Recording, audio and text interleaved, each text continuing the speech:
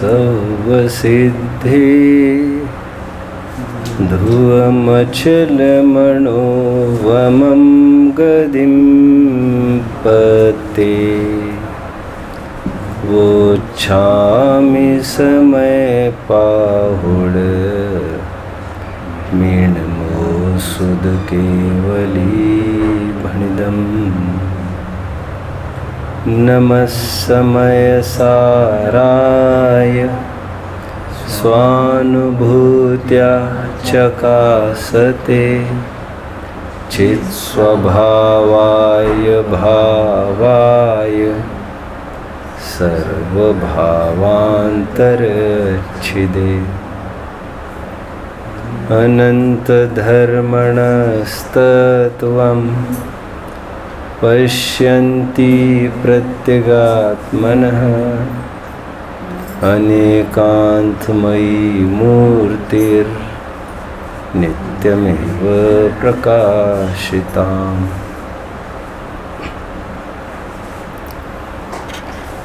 Don't cry for me, for I am blind. Cry for those who don't have proper vision. Helen Keller. मेरे ऊपर इसीलिए मत रो क्योंकि मैं अंधी हूँ। यदि रोना ही है तो उन पर रोइए, उन पर आंसू बहाइए, उन पर तरस खाइए जिनकी दृष्टि ही नहीं है ठीक। मैं नाम भूल रहा हूँ, एक आदमी था और काफ़ी संपन्न था। रास्ते पर चलते हुए एक लंगड़े को उसने देखा। उसको सहज एक विकल्प आया कि हमारा पैसा यदि उसको पैर देने में काम आ जाए तो मेरा पैसा सार्थक हो सकता है। बहुत बड़ी बड़ी मिशन्स आज खुल रही है हैंडीकैप्ट वालों के लिए, ऑर्फन्स के लिए, आदि आदि। तो उसने बीड़ा उठा लिया कि मैं उसको चलवा कर रहूँगा। दोनों पैर नहीं थे, बड़े से बड़े ऑपरेशंस किया, हारा नहीं, पैसा तो खूब था। और एक दिन वो चलने लग गया। चलते चलते थोड़ा बड़ा भी हो गया, गोद लिया जैसा ही हो गया। वो थोड़ा बड़ा होकर वो बहुत बड़ा अपराधी बना सलाखों के पीछे। उसको एक विकल्प आया उस आदमी को कि मैंने पैर तो दे दिए इसको लेकिन चलने के लिए अच्छा मार्ग नहीं दिखा पाया। पैर देना अलग बात है और चलने की राह दिखाना, मार्ग दिखाने का अलग बात है। मैं नाम भूल रहा हूँ उस शख्स का। वो आदमी आज ऐसा है जिसकी करीबन 200-400 स्कूल्स, पूरा चेन चलता है नेशन वाइड उसका, वर्ल्ड वाइड कह सकते हैं। 200-400 स्कूल का मालिक कैसे बन गया? एक अपराधी को देखा उसने तो उसको अकल ठिकाने आ गई कि हमें पैसा इसमें नहीं लगाना चाहिए, फिजिकली प्रॉपर करने में नहीं लगाना चाहिए, मेंटल ग्रोथ में लगाना चाहिए। और इसका साधन स्कूल्स ही हुआ करता है। और इसके एक के बाद एक स्कूल्स चालू की। ये तो मुझे उस दिन पता चला जब सहजता में एक जगह खड़ा था तो खड़े खड़े रद्दी में से एक पेज उठाया तो उसके प्रस्तावना में लिखा था, वो उसी स्कूल की पुस्तक मेरे हाथ में लग गई। तो प्रस्तावना में हर एक उस मिशन की स्कूल का प्रस्तावना में, एक्नॉलेजमेंट में सब जगह वो अनुभव शेयर किया है। ये स्कूल किस उद्देश्य से प्रारंभ हुई है। इसलिए मैंने कहा अभी पैर देना अलग बात है और मार्ग देना अलग बात है। ठीक उसी प्रकार जीसस के जीवन की शायद घटना है। हमने इसको आँख तो दे दी, लेकिन ये बंदा आँख दिखने पर, आँख मिलने पर देखने तो लग गए, लेकिन ये क्या शैतानी कर रहा है? ये वेश्या के पीछे जा रहा है। क्या हमने इसके लिए आंखें दी? जीसस का एक कोट है, ये बहुत सालों पहले कहीं पढ़े वाले हैं। आंखें तो दी, बोलिए, लेकिन आंख देना और बात है बोलिए, दृष्टि देना और बात है। एक दृष्टि ही का तो कमाल है वो। जरा विचार करिए, एक दृष्टि ही तो है जो उस धन के अगल बगल में अनंत संकटों से घिरा है वो धन, लेकिन फिर भी उस संकटों को वो नहीं देख पाता, यह उसकी एक दृष्टि ही तो है, मोही दृष्टि। ना, मैं उसकी बात नहीं कर रहा हूँ कि लगभग जहाँ पर बहुत बड़े बड़े धन पाए जाते वहाँ पर संकट प्राकृतिक रूप से होते हैं, सर्प आदि। मैं ऐसी विशिष्ट बात नहीं कर रहा हूँ। जो हमारे तुम्हारी तिजोरी में जितना भी धन है वहाँ पर वैसे ही भले काला नाग नहीं होगा, लेकिन अनंत संकट है इसमें, ऐसा आपका अनुभव करना चाहिए। जिसके पास कुछ भी नहीं है उसको किसमें कितना लगाना, किसमें कोई विकल्प नहीं, इसमें लगाना कि नहीं लगाना, वो बच्चे उसको झगड़ने वाले हैं ही नहीं। फ़ोन लेना नहीं लेना, टीवी लेना, कूलर लेना, एसी, ऐसा कोई बात ही नहीं है, झगड़ा ही नहीं है। विचारना चाहिए। टोडरमल जी साहब ने 4 प्रकार की इच्छाएं कही है, उसमें बोले चौथे प्रकार की इच्छा, अंतिम प्रकार की, जो केवल पुण्य के उदय वालों को हुआ करती है। आगे बढ़ता हूँ मैं, आगे बढ़ता हूँ। वो दृष्टि ही का तो कमाल है कि वो सभी संकटों को गौन करके धन को मुख्य करता है, अपना जीवन तबाह करता है। क्या है वो? कनक कनकते मादकता सो गुनी अधिकाई। ये खाए बौरात है और वे पाए बौरात, यमक अलंकार है। आप लोग थोड़ा समझ लेंगे, इसको कोई ऐसी बड़ी बात नहीं है। भाग्य से जो शब्द सोने के अर्थ में है, गोल्ड, वे सब जहर और नशा उत्पादक के अर्थ में है। मैंने इस कदर देखा था, एक 38वीं गाथा में भी एक सोने का के लिए एक शब्द का प्रयोग किया है, चामी जो भी वर्ड होगा। मैंने जब डिक्शनरी में देखा उसको, उसके लिए और एक नाम था नशा पैदा करने वाला कनक एक वर्ड है, कनक। कनक मीन्स गोल्ड एंड कनक मीन्स ऑल्सो धतुरा। जो धतुरा, एक कनक वो है जो खाए बौरात है, नशा चढ़ती है, और एक कनक वो है जो पाए बौरात, फिर नीचे नहीं देख सकते वे, आम चौड़ा बाजार सकड़ा। एनीवे, एक दृष्टि ही तो है जो उन अगल बगल के अनंत संकटों को देखने नहीं देती। और यह एक दृष्टि ही का तो कमाल है कि उन संकटों को देखने के बाद उसके बीच में पड़ा अकूत धन भी दिखाई नहीं देता, और इसी दृष्टि के बलबूते पर सज्जन लोग विरक्त हो जाते हैं। क्या देखते हैं वे? संकट संकट, इसके पीछे प्राण हरण पर तुले है ये भर्तृहरि सुबोध चंद्र को पता चला, जिस चाचा ने हमको इतना पाला पोसा, जिसको हम बाप से बढ़कर समझते थे, आज एक सिंहासन के लिए उसने क्या किया, हमको मारने की साजिश कुछ वो दृष्टि ही तो है जो संकटों को देखकर धन को गौन करके फिर ऐसे लोग विरक्त होते हैं। फिर से वो दृष्टि ही का तो कमाल है। खदान में से कोई चीज़ निकली 20 किलो की, हाँ, इसमें से मैं 10 एक घड़े बना पाऊंगा, मान के चलिए 10 एक घड़े तो अपने दाव लग जाएगा। दृष्टि दृष्टि। उसी के बगल में एक आदमी है, वह कह रहा है 20 किलो पाषाण, उसमें से दाव लगे, अपने को 1-2 ग्राम सोना निकल सकता है, इसमें से निकल रहा है, देख रहा है वो, इसमें भी वो देख रहा है 20 घड़े की कीमत कितनी है और 2 तोले सोने की कीमत कितनी है। और उसी के बगल में एक तीसरा आदमी खड़ा है जो उस पाषाण में ये देख रहा है कितने औजार बनेंगे मेरे। बीच का आदमी भी देखता है कितने गहने बनेंगे मेरे। पहला आदमी बनता है, देखता है कितने घड़े बनेंगे। और इन दृष्टियों ने उनके 3 नाम दे दिए, कुम्हार, लोहार और सुनार। एक दृष्टि की बात मैं कर रहा हूँ, दृष्टि। आचार्य देव यहाँ पर आपको ज्ञान में होगा बहुत अच्छे से। उससे पहले और एक बात, एक सामाजिक थोड़ी सी प्रेरणा परक, एक दृष्टि ही तो है भाई साहब।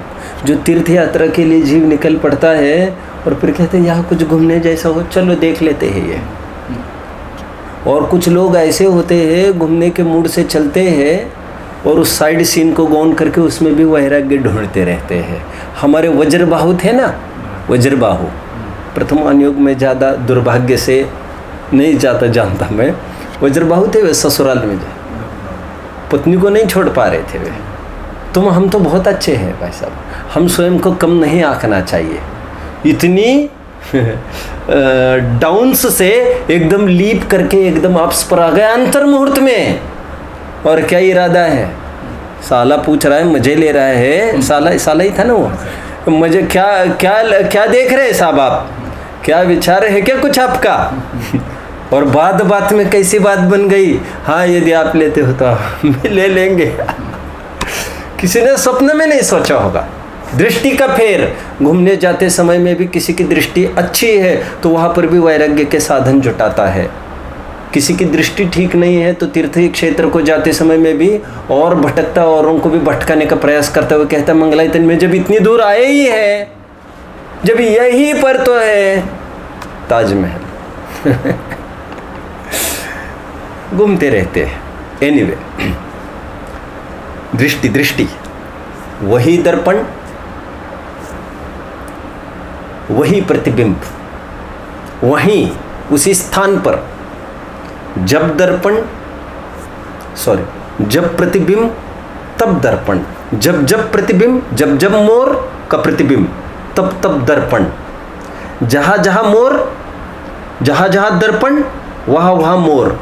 ऐसा कितनी भी बार इत्तेफाक होने पर भी, कोइंसिडेंस होने पर भी, योग मिलने पर भी जैन दर्शन का रहस्य समझिए, दर्पण में है, मोर में है। मोर संबंधी आकर उसमें झलकने पर भी मोर का कुछ भी नहीं गया।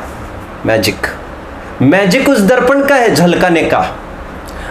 गाथा 15वीं कहिए अथवा ये गाथा कही, मैं दोनों को रिलेट करके बात करता हूँ। 15वीं गाथा में क्या बात आ रही थी भाई साहब? गेल उब्धता। वहाँ पर ये बात आ रही थी, एक ही स्थान पर दोनों होने पर भी गे का आविर्भाव करता है, ज्ञान का तिरोभाव करता है, मिथ्या दृष्टि। नमक का उदाहरण आया था वहां पर, वेरी गुड। और आज भी वही प्रकरण बदला नहीं है भाई साहब।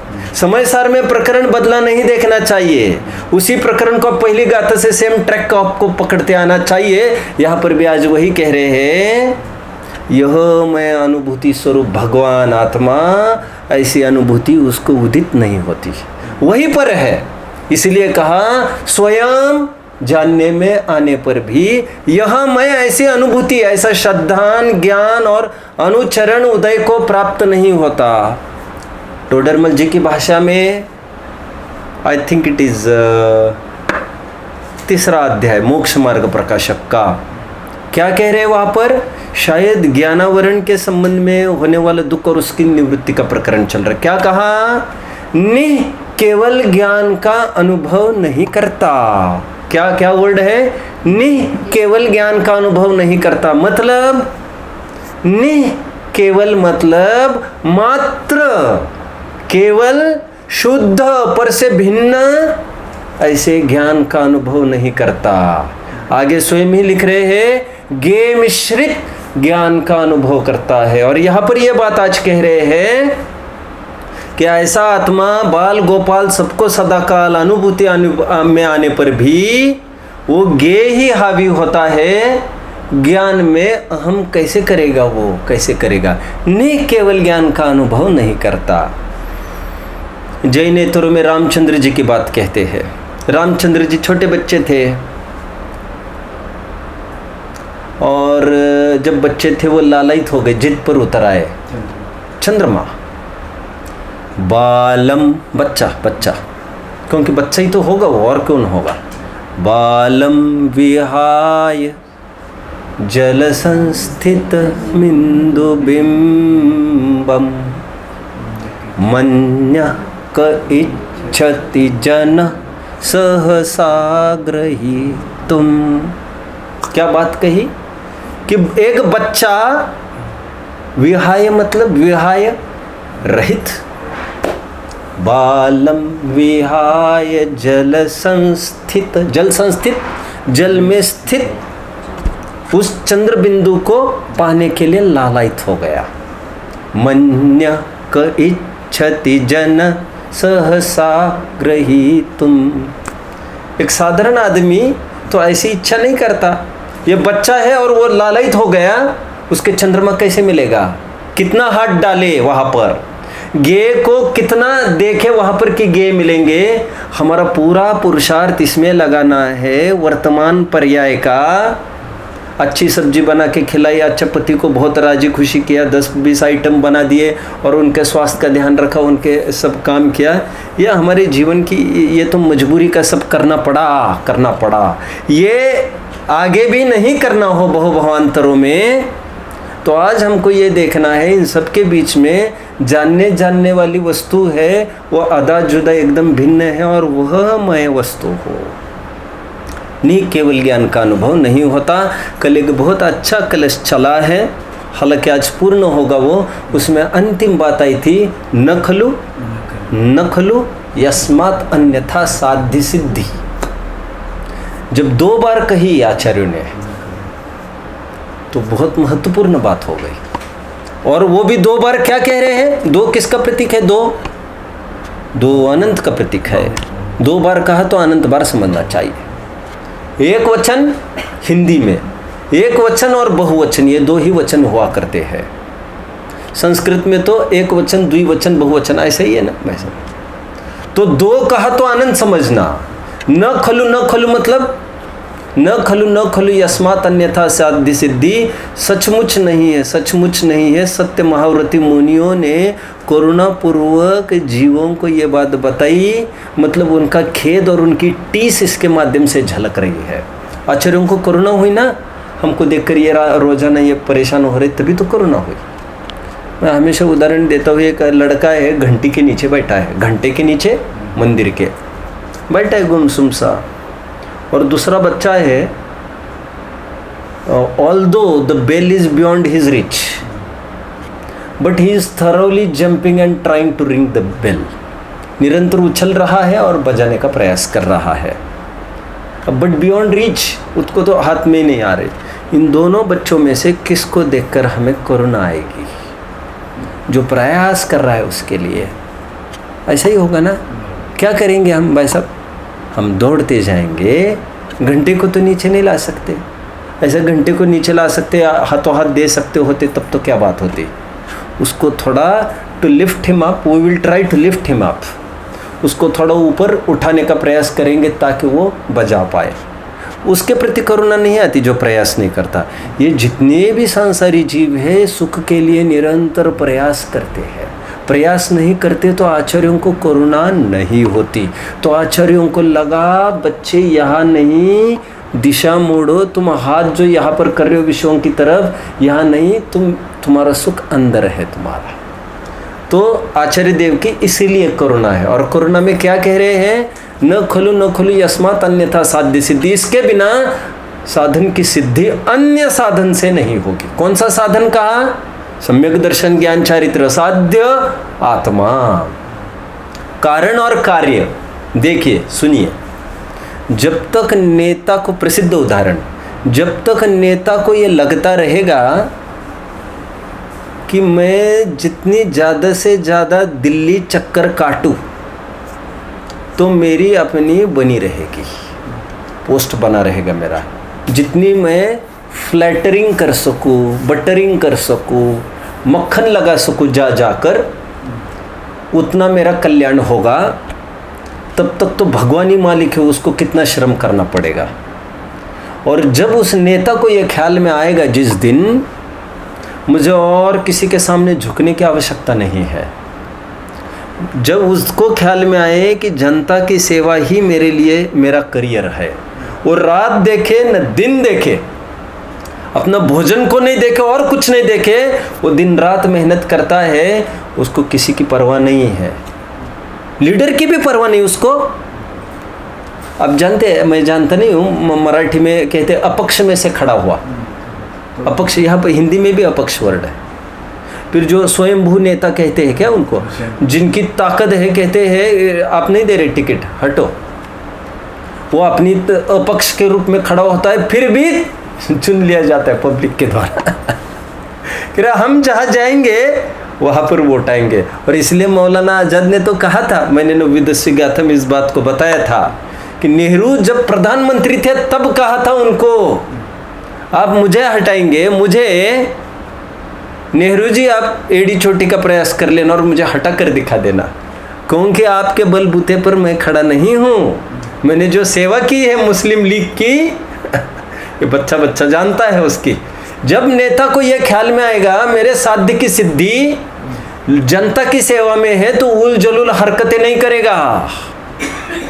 सिद्धांत जब जीव को ख्याल में आएगा यही मैं हो, यही मैं हो, अमूर्ति जानन देखन वाली वस्तु में ही श्रद्धा ज्ञान चरित्र से सुख की प्राप्ति होती है, तो फिर वह धनार्जन में उपयोग को खपाना, बच्चों को भी थोड़ा लाइन में लगाना, फिर एक स्कूल को खोलना, फिर एक कॉलेज को खोलना, अथवा थोड़ा अनुव्रत पालना, थोड़ा महाव्रत पालना, इसमें उलझेगा नहीं, उलझेगा नहीं। एक बहुत अच्छा कलश आया कर्ता कर्म अधिकार में, शायद आगे भी होगा। यदि मुनिराज अनुव्रत महाव्रत नहीं पालेंगे तो क्या करेंगे? फिर निष्कर्म हो जाए होने का प्रसंग आएगा। क्या लिखा? ख्याल में है वैसे भी कलश, निष्कर्म होने का प्रसंग आएगा। फिर अनुव्रत महाव्रत भी महाव्रत नहीं पालेंगे मुनि, तो फिर क्या करेंगे? निष्कर्म हो जाएंगे। निष्कर्म नहीं होते, क्योंकि उनका कर्म आत्मा जिसको निरंतर साधते रहते हैं। ऐसा कलश में उन्होंने बोला है। बाहर का तो एक मजबूरी का धंधा है, क्या मालूम उनको महाव्रत पल रहे नहीं पल रहे, वे तो अपने आत्मा में है। आगे जब तक विद्यार्थी को इस पर विश्वास नहीं होगा कि मुझे पढ़ के ही मेरा टॉप रैंकिंग आएगा, तब तक वो बच्चा क्या करता रहेगा? तब तक वो नकल करता रहेगा, अपना थोड़ा सा होल्ड बनाता रहेगा पॉलिटिकल लीडर के पास, यहाँ वहाँ जाकर एंड टाइम पेपर, कल एग्जाम है तो नकल कहाँ पर कौन सी छिपाना, कल एग्जामिनर के रूप में कौन आ रहा है, उसको कैसे मैनेज किया जा सकता है, जो पेपर मेरे चेक हुए हैं वो कहाँ पर चले गए हैं, कौन है वो आदमी चेक करने वाला, ये रैंकिंग किसके पास आई है, मेरी रैंकिंग किसके पास गई है, और फिर रिजल्ट बनाने वाला मार्क लिस्ट में फेरफार कैसे हो सकता है। जब तक बुद्धि यहाँ वहाँ दौड़ेगी, आप बताइए क्या वो ढंग से पढ़ सकेगा? मैं ऐसा कह भी देता था, बहुत डेयरिंग नहीं था मेरे में ऐसा, लेकिन मुझे याद आ रहा है जब बोर्ड एग्जाम्स में कोई चेकिंग करने के लिए आते हैं ना फॉर्मली, तो मैं कहता था साहब आप जल्दी करिए, हमारा बहुत टाइम बर्बाद हो रहा है, हमको कहाँ फुर्सत कहाँ ये सब करने की।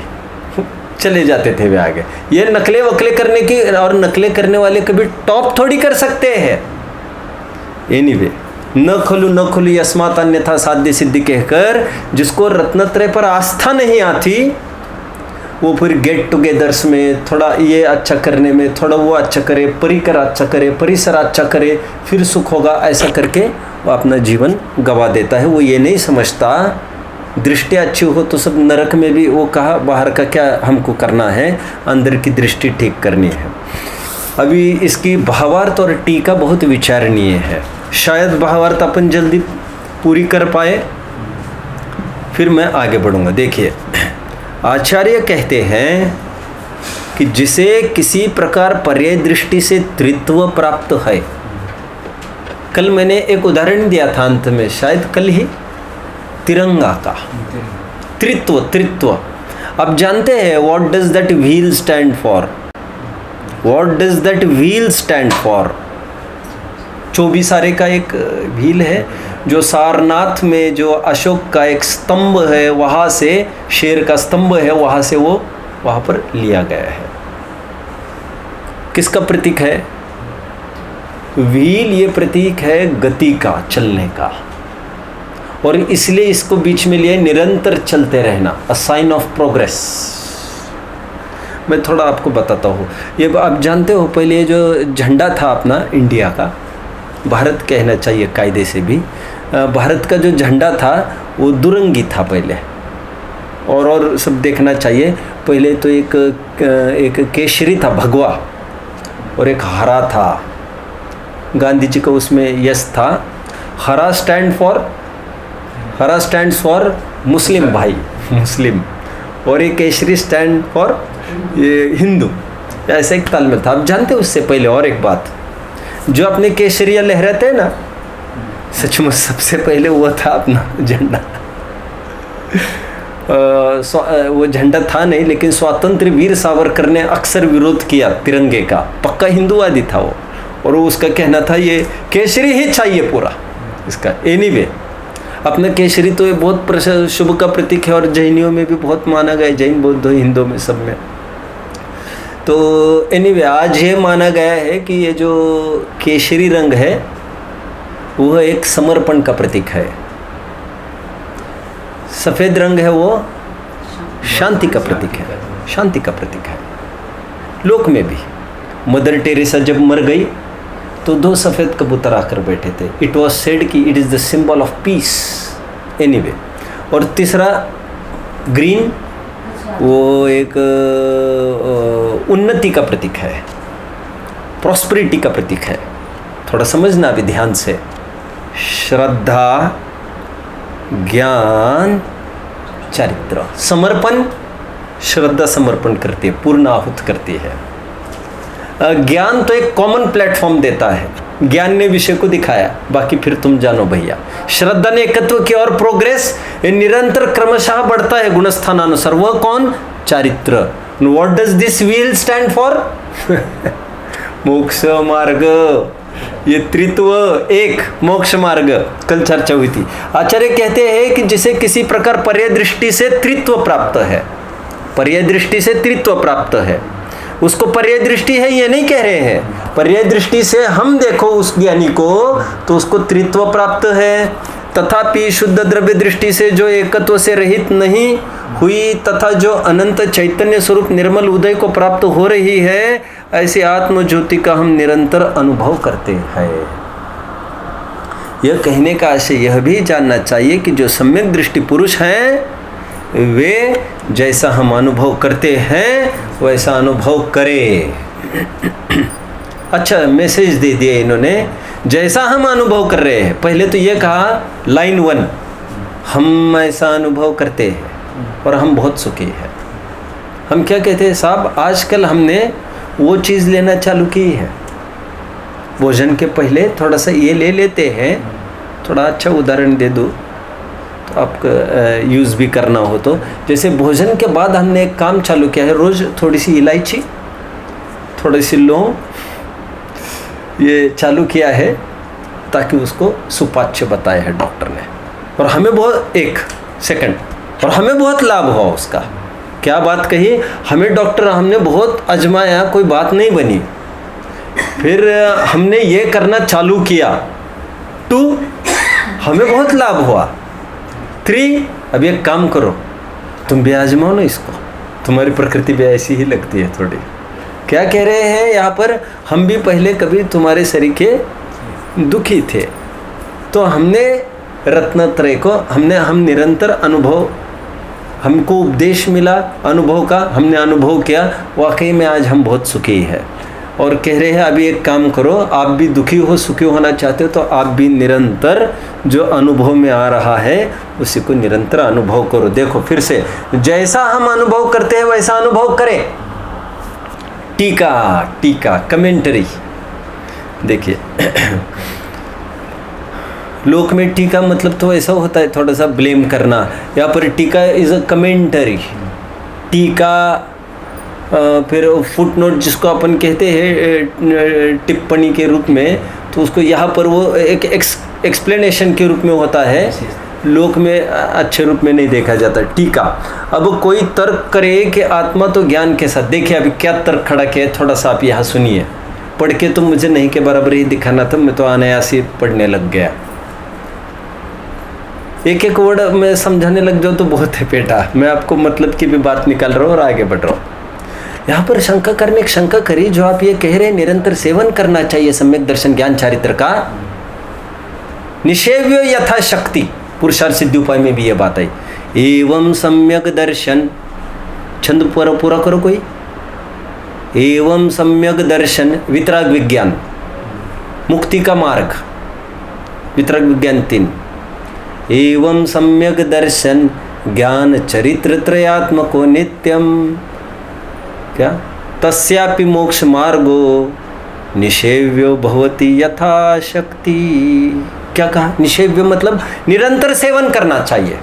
यहाँ पर भी वही प्रकरण चल रहा है, रत्नत्रय का निरंतर सेवन करो। शंकरकार कह रहे भला हाउ इज इट दैट कि सेवन करो आप कह रहे हैं, लेकिन आत्मा का तो श्रद्धा ज्ञान चरित्र के साथ तादात्म्य संबंध है। सेवन क्या करना वो तो कभी अलग ही नहीं हुआ, तो ये बात थोड़ी अटपटी लग रही है, ऐसा कह रहे हैं। आप समझ रहे हैं बात को? प्रश्न समझ में आ रहा है ना? कह रहे आत्मा और श्रद्धा ज्ञान चरित्र ये अलग चीज है ही नहीं, तादात्म्य है। और कह रहे आत्मा को श्रद्धा ज्ञान चरित्र प्राप्त करना चाहिए, प्राप्त करना चाहिए, उसकी प्राप्ति होना चाहिए। प्राप्त क्या, वो तो है ही उस रूप। कह रहे शंका करने शंका पूछिए। चलिए मेरे साथ। आचार्य देव समझाना चाहते, सामने वाला समझ नहीं रहा है। कह रहे सब दोनों एक ही तो है, चलो मेरे साथ। कहाँ लेके जा रहे?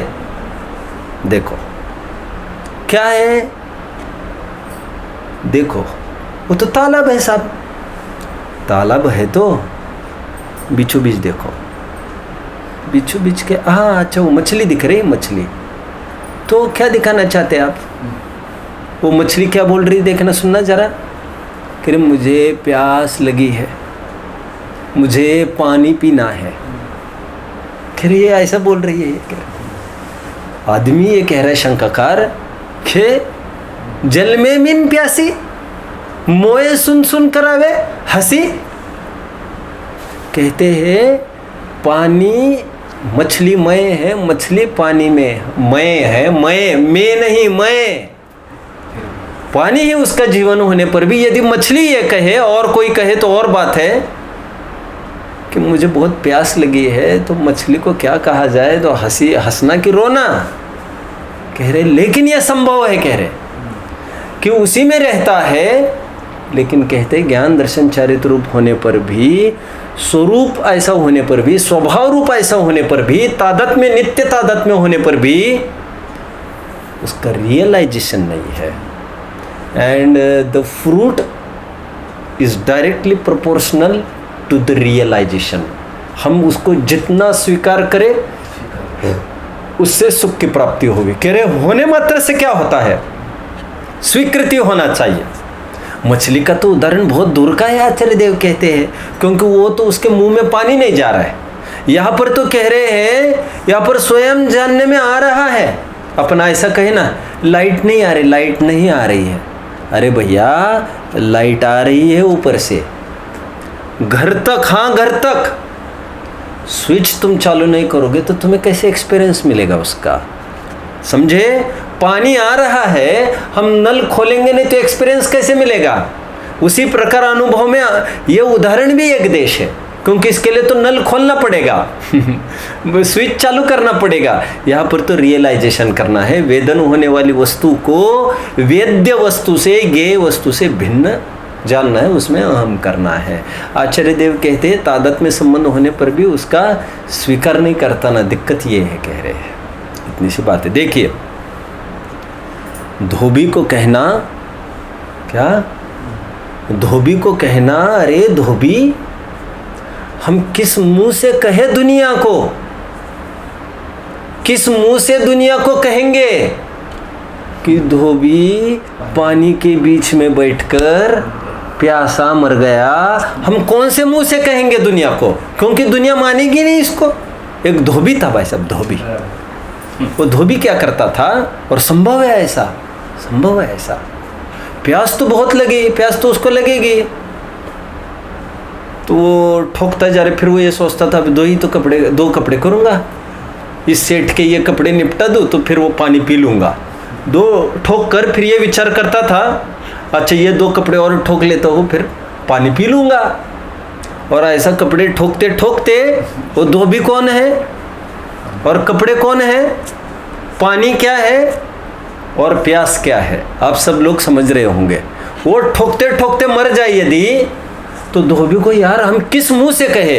वैसे हम ये अखबार में छप सकती है, सांप ने आकर डसा मर गया, थक गया मर गया, लेकिन ये कैसे कहे हम कि प्यासा मर गया पानी के बीच में? तो इतना तो मत कर इसके लिए बताते हैं ना, एक वैद्य भी था, वो बराबर सबको कहता था साहब ये दवा लेना, टाइम पर लेना, चूकना नहीं। और इतना व्यस्त रहता था अपने वो बिजनेस में, अपने प्रोफेशन में, कि वो स्वयं ही अपनी दवा भूल जाता था। और ऐसे कोई एक डॉक्टर थोड़ी है, ऐसा हर एक गद्दी पर हर एक विद्वान सबको डॉक्टर का बहुत प्रिस्क्रिप्शन देता है। अरे रे रे रे रे किस मुंह से कहेंगे, जिनवानी नहीं मिली वे, उनको तो रोने का अधिकार भी है, असंगी है उनको रोने का बराबर अधिकार है। समझ में आया? वे तो बख्शे जाएंगे जिनकी किस्मत अच्छी नहीं थी। भला वे कैसे बख्शे जा सकते हैं जिनकी नियत ही अच्छी नहीं थी? ऐसा नहीं हो सकता। जो असंगी है ओके, नहीं कर पाते हैं, कर्म का उदय है। और रात दिन इनको स्वाध्याय मिला, सब कहा पढ़ रहे हैं, पढ़ा रहे हैं, पंडिताई झाड़ रहे हैं अपनी, लेकिन काम नहीं हो रहा है इनका कुछ भी। अच्छा नहीं लगता, अच्छा नहीं लगता। सब पंडिताई उतर जाएगी अपने तो। यदि आज भी कोई आए यहाँ पर भाई साहब और थर्मोमीटर लेकर ये कहने लग जाए इनका अंतस है, तो कितने जन चेकअप के लिए तैयार होंगे? कोरोना के लिए तो इसलिए चेकअप के लिए कोई तैयार नहीं है, निकल आए तो अरे वो चेकअप नहीं करने से तो क्या वो, और बना रहे तो मूर्ख, बना रहे तो। मैं ये नहीं कह रहा चेक कराना चाहिए, मुझे तो अपना उदाहरण निकालना है काम का।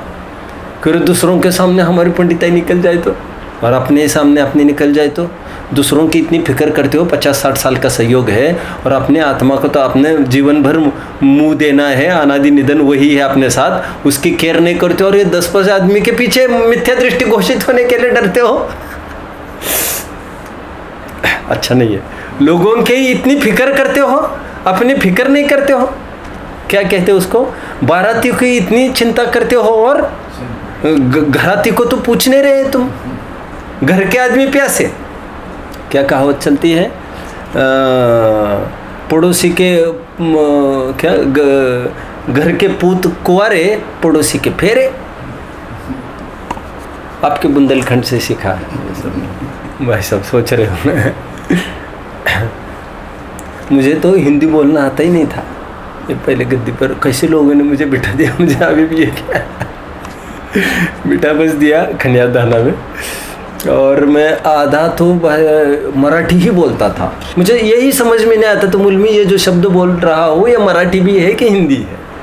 बहुत टाइम तो मैं बहस को मैं मेल समझता रहा, मेल पुरुष लिंगी, और मैं ऐसा कहता तो वो फिर वो एक जन हंसे, फिर बोले भाई क्या बात है, तो बोले आप समझते नहीं, बोले भैंस इसको कहते हैं, इसको भैंसा कहते हैं, बोले पुरुष। अच्छा मैंने कहा किसको पाड़ा कैसे, किसको क्या, कुछ समझता ही नहीं था।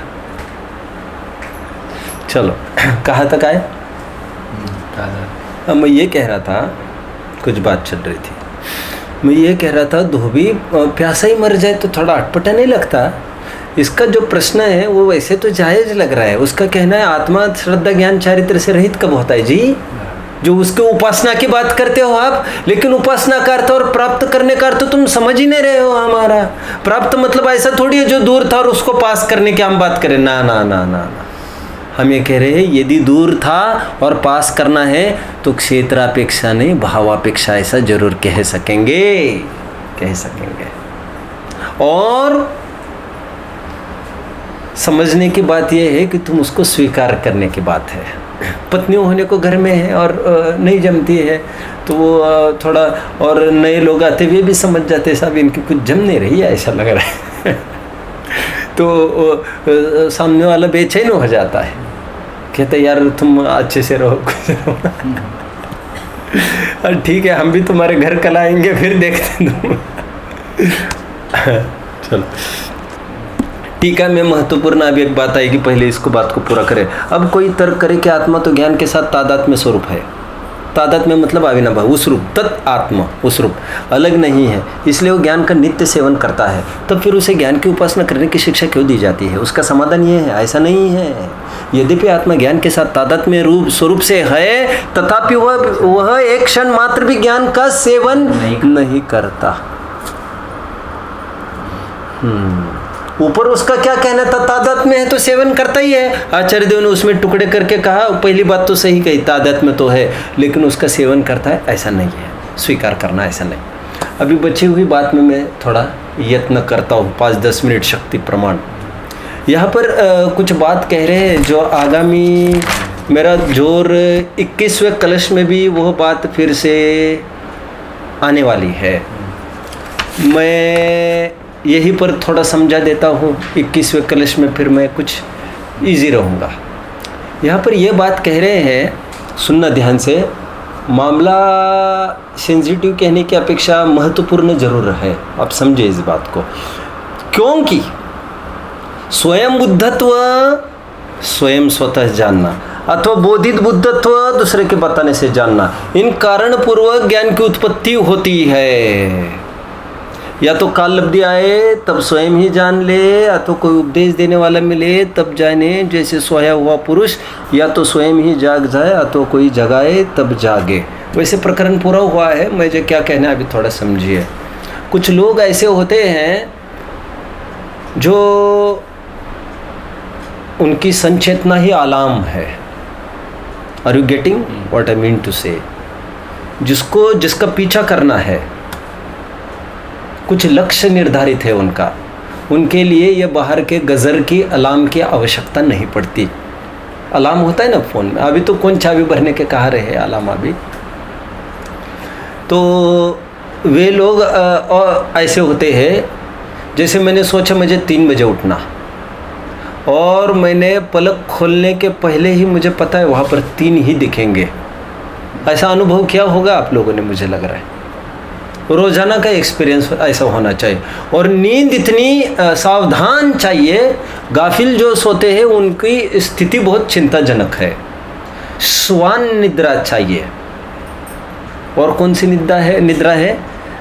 स्त्यान गृद्धि वाली निद्रा नहीं चाहिए, स्त्यान गृद्धि ऐसा। एनीवे, श्वान निद्रा समझ में आया? कुत्ते जैसे सावधान सावधान। कुछ लोग ऐसे होते हैं जैसे सोचा 3 बराबर दिखेंगे उठते हैं, और पलक खोलने के पहले उनको ख्याल में आएगा इट्स 5 मिनट्स अप नाउ, देखेंगे तो 3-5 मिलेगा उनको। ऐसे चलता है। शेड्यूल्ड लाइफ है, आज तक भी अलार्म का प्रयोग नहीं करते हुए, घड़ी पड़ी कोई बात नहीं। कुछ लोग ऐसे होते हैं जो घड़ी अपने पास बनाते हैं, अलार्म भी रखते हैं, 1-1, 2-2 अलार्म सेट करते हैं, सभी जन उठ जाते हैं। अगल बगल वाले, हॉस्टल वाले, हॉस्टल में रहे हम सब जानते ना, सब यहाँ वहाँ के उठते हैं, और ये आदमी वैसे ही सोता है। कोई बिना अलार्म के उठ जाता है। अब बीच में तीसरे लोग ऐसे जो अलार्म लगाते हैं और फटाफट उठ जाते हैं ऐसे। लेकिन एनीवे, खरेखर सच्ची जागृति तो वो है कि जिसको बिना अलार्म के उठना पड़े, लेकिन नहीं बनता है तो अलार्म सेट करे, दूसरा कोई उठाए, ऐसा काम कर सकते हैं। गड्ढे में यदि गिरे हैं हम, यह बड़ी बात नहीं है अभी कि स्वयं निकलना चाहिए कि दूसरों के द्वारा। बड़ी बात तो ये है निकलना चाहिए। गड्ढे में गिरे हैं चलते चलते आप, तो आप बाहर निकलिए जनाब। तो कह रहे नहीं, मैंने किसी का आज तक सहयोग नहीं लिया मेरे जीवन में। बहुत अच्छा सहयोग नहीं लिया जीवन में, तो अकेले निकल आओ। अकेले नहीं बन रहे ना सब हमसे, अकेले नहीं बन रहे तो किसी का सहयोग ले लो। लेकिन वहाँ पड़े रहना कीच में तो कोई समझदारी नहीं है। आप समझ रहे ना मेरी बात को? कीच, इस मिथ्यात्व की कीच में पड़े रहना अच्छा नहीं है। जैसे ही तैसे आपको सम्यक्त्व की प्राप्ति करने का प्रयास करना चाहिए। अब सम्यक्त्व 2 प्रकार से होता है, ध्यान से सुनना प्रकरण को। निसर्गज और अधिगमज। क्या कहा? अच्छे से सुनना, मैं अच्छे से बताऊंगा ये चीज़। टाइम कितना परमिट करेगा आज, मुझे मुश्किल है। निसर्गज और अधिगमज का अर्थ क्या है? अधिगमज का ये अर्थ है कि किसी और के उपदेश के निमित्त से मुझे सम्यक्त तो हुआ। निसर्गज नेचुरल बाय सेल्फ, बिना किसी के उपदेश से मुझे सम्यक्त तो हुआ। जिसको मैं आगे कह रहा हूँ 21वां कलश चलेगा, उसमें स्वतो वा अन्यतो वा ऐसे बात पड़ेगी। और यहाँ पर 2 शब्द को उन्होंने पुटअप किया है, बोधित बुद्धत्व, स्वयं बुद्धत्व। स्वयं बुद्धत्व निसर्गज, बोधित बुद्धत्व अधिगमज। स्वयं बुद्धत्व को प्रत्येक बुद्धत्व भी कहते हैं। तत्व और सूत्र के अंतिम अध्याय का अंतिम सूत्र देखना चाहिए। अभी और एक रहस्य की बात समझिए सभी। चलो ये तो बाद में बताना ठीक होगा। ये बात तय करना चाहिए आपके मन में, सम्यक तो उपदेश से भी होता है, बिना उपदेश से भी होता है। अब कुछ लोग, कुछ अपने ही भाई धीरता को खोकर ये कहते हैं, हाँ उपदेश अभी नहीं सुना लेकिन पूर्व भाव में तो सुना जरूरी है ना, ऐसे कहते हैं। आप तसल्ली से, बहुत सावधानी से और शांति से कहना है मुझे, जितने भी ग्रंथ है आपके जिन शासन के, क्योंकि तुम और हम कोई हस्ती नहीं है यहाँ पर। आप समझ रहे हैं मेरी बात को? आप और मैं कोई बड़ी कोई हस्तियाँ नहीं है। हम लोग में कहते किस खेत की मूलियाँ है हम। हमारी यदि आवाज़ में दम लानी है तो हमको आगम से पुष्ट करनी पड़ेगी कोई भी बात। और शक्ति प्रमाण मैंने सब पढ़ा है, सब पढ़ा है। सर्वार्थ सिद्धि, तत्वार सार तो है ही, सर्वार्थ सिद्धि है, शक्ति प्रमाण राजवार्तिक, शक्ति प्रमाण श्लोकवार्तिक भी, प्रसंग पर मैंने सब पढ़े हैं प्रकरण। और भी बाकी छोटी मोटी टीकाएं, ये श्रुत सागर की टीका, ये अर्थ प्रकाशिका है, ऐसी तो कितनी टीका है, मैं उनके नाम नहीं कहना चाहता। एक भी टीका में किसी भी ये नहीं लिखा है क्या कि जिसने आज उपदेश नहीं सुना उसको पूर्व में तो सुनना जरूरी है। और यदि कोई ऐसा कहे कि पूर्व में सुनना जरूरी है उसको, तो मेरा ये प्रश्न है कि सम्यक दर्शन के निमित्त में निसर्गज और अधिगमज 2 बताए हैं, निमित्त में 3 निमित्त बताए हैं। मनुष्य तिरेंज की अपेक्षा में बात करता हो, धर्मोपदेश श्रवण, जिनबिम दर्शन और जाति स्मरण, 3 कारण बताए हैं। कौन कौन से? Should I repeat? धर्मोपदेश श्रवण, जिनबिम दर्शन और जाति स्मरण, ये 3 कारण बताए हैं सम्यक दर्शन में। अब कोई ये कहे कि आज उपदेश नहीं सुना तो क्या हुआ, पूर्व में तो सुना हुआ जरूरी है। तो पूर्व में सुना हुआ जरूरी है, इसको तुम किसके खाते में डालोगे? कह रहे हम जाति स्मरण में डाल लेंगे। गुड, जाति स्मरण में ही आएगा। देखना चाहिए सम्यक तो सन्मुख मिथ्या दृष्टि का प्रकरण, निसर्गज और अधिगमज 2 प्रकार का होता है। इस भाव में नहीं कर सको तो घबराओ मत, ये संस्कार तुम्हें आगे काम में आ सकते हैं। वहां पर बिना निमित्त के किसी भी गति में जाओगे तो बिना देवशास्त्र के निमित्त में तुम अपना काम कर लोगे। किसके बल पर? जाति स्मरण कहते हैं उसको। शेर को हुआ, हाथी को हुआ, जाति स्मरण एक ऐसी चीज है जो सर्वव्यापक उसको माना गया है। जाति स्मरण रूप निमित्त को सर्वव्यापक माना गया। ना जिनबिम दर्शन को सर्वव्यापक माना गया, नरकों में नहीं होता। ना धर्मोपदेश श्रवण को सर्वव्यापक माना गया है, क्योंकि फिर चौथी पृथ्वी से आगे वो भी नहीं हो सकता। आदि कई बातें, जिनबिम दर्शन तो यहाँ पर भी कहाँ संभव है? 13वीं द्वीप के बाहर तो जिनबिम ही नहीं है। आगे बढ़ता हूँ। तो इसमें से जिनबिंब दर्शन और जाति स्मरण इनको निसर्गज के अंतर्गत डाला है। अभी जो ये कहता है कि निसर्गज भी अधिगमज और अधिगमज भी निसर्गज होता है, ऐसी बात करते हैं। मैं किसी का नाम नहीं लेना चाहता हूँ, क्योंकि मैं यदि एक का नाम लूँगा तो बात वो सेंटर्ड हो जाएगी। मैं इस बहाने मैं एक व्यापक चर्चा कर रहा हूँ, जो भी कुछ मानता होगा उनका कहना है निसर्गज भी अधिगमज है, अधिगमज भी निसर्गज है। ऐसा फला फलाने ने लिखा है, फला फला ने लिखा है, ठीक है। अधिगमज का मतलब समझते हो तुम? आचार्य ने भी लिखा है ऐसा भाई साहब। सभी ज्ञान, सभी श्रद्धा अधिगमज होते हैं और सभी निसर्गज। वहाँ पर अधिगमज का क्या अर्थ है तुम जानते हो? सब हम नहीं जानते, तुम जाना करो, तुम ग्रंथों को पढ़ा करो मेरे भैया। तुम किराए की जो तुमने उधारी का धंधा खोला है, इसका कुछ सुना, उसका कुछ सुना, उसका कुछ सुना, तुम जांग ठोक कर आखड़े में खड़े होने की तुम्हारी ताकत कब होगी? तुम पढ़ो यार। अधिगमज का वहाँ पर अर्थ है ज्ञान, आत्मा का ज्ञान।